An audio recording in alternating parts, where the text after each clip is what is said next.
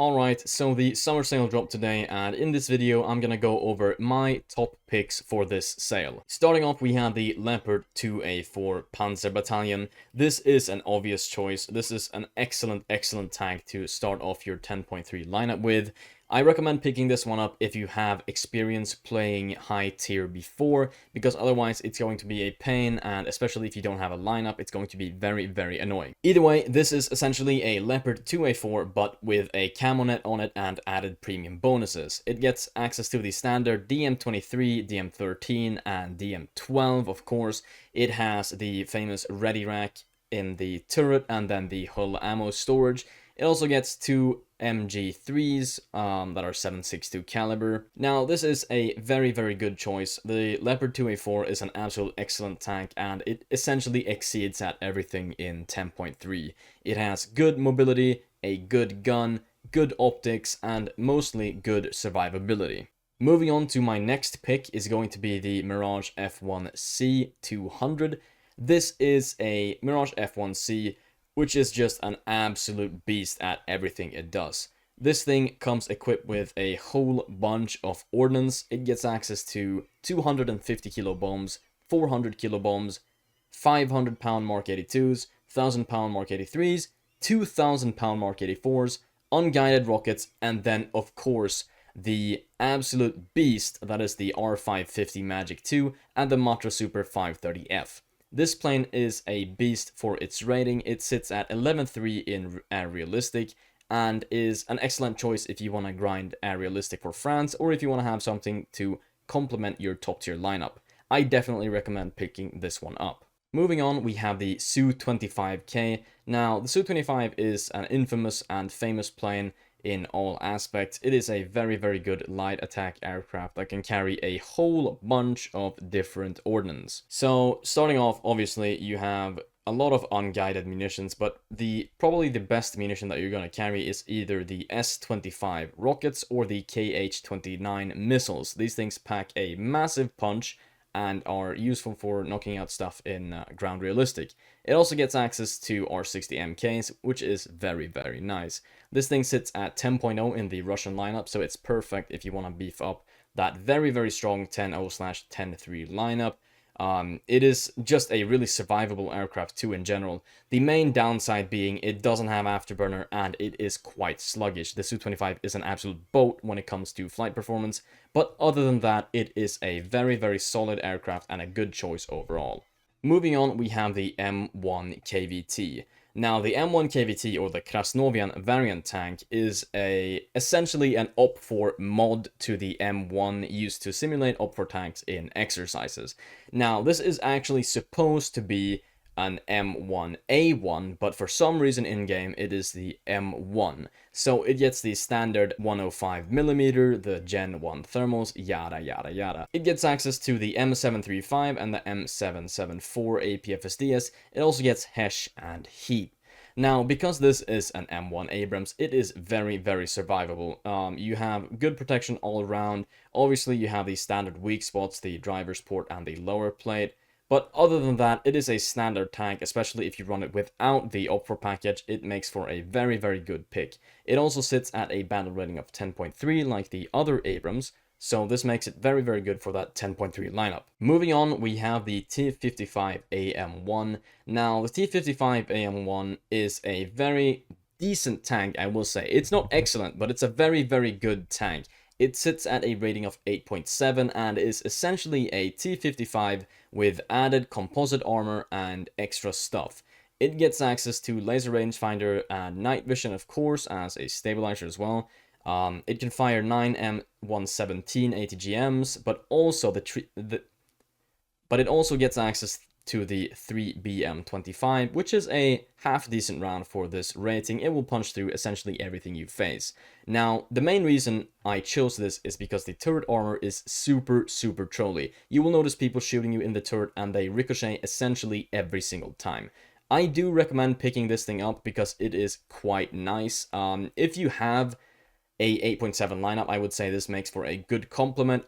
Otherwise, we're gonna move on to another Russian premium later in this video. So moving on, we have the J7D. Now this is essentially a MiG-21 MF, but in the Chinese tree.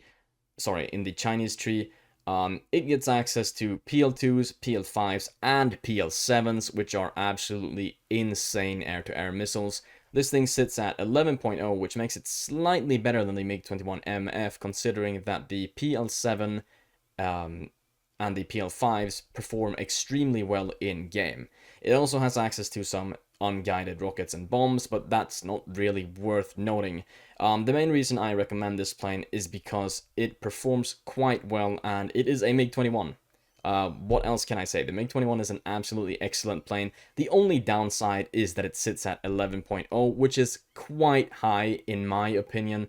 I would have preferred if it was at 10.7, but I do understand Gaijin's placement. Now, next on the list, we have the A5C. This is the export variant of the Q5B and is a very, very good aircraft. It gets access to some unguided munitions and rockets in the form of 750-pound bombs, 250-kilo bombs, and some heat rockets.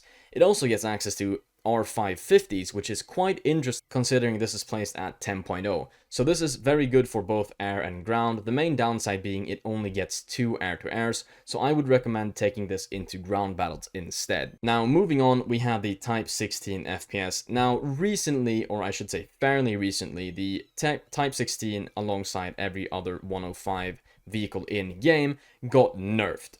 The M774 round got its pen reduced and the M735 round got its pen reduced, so take that into consideration. Either way, this thing is an excellent vehicle. It gets thermals, laser rangefinder, night vision, all that good stuff. It is extremely mobile and also gets access to spotting considering it is a light vehicle. This thing sits at 9.3 and performs excellent in every single way. The main downside, as I said, being that the M735 has reduced pen and it is made out of paper, meaning if you get hit with this thing, you will die. Next on the list, we have the famous F4S Phantom II. Now, the F4S is an upgraded version of the F4J, and it is an excellent aircraft. It is the best F4 if you want a dogfight, but it can also carry a wide range of ground, or I should say air-to-ground munitions. All of them are sadly unguided, however.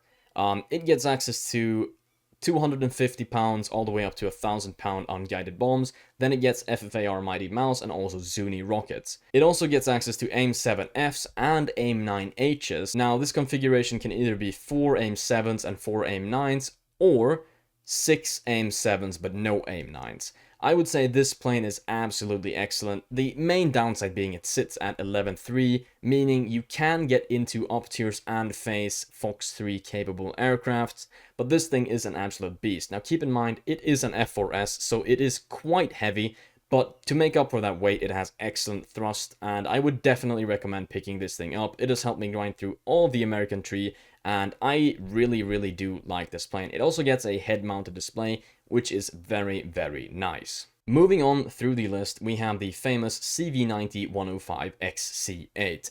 This is probably one of the best light vehicles in game. I absolutely love this thing. It is equipped with a 5-second autoloader and fires the famous DM33 rounds, which slice through everything at its tier of 10.0.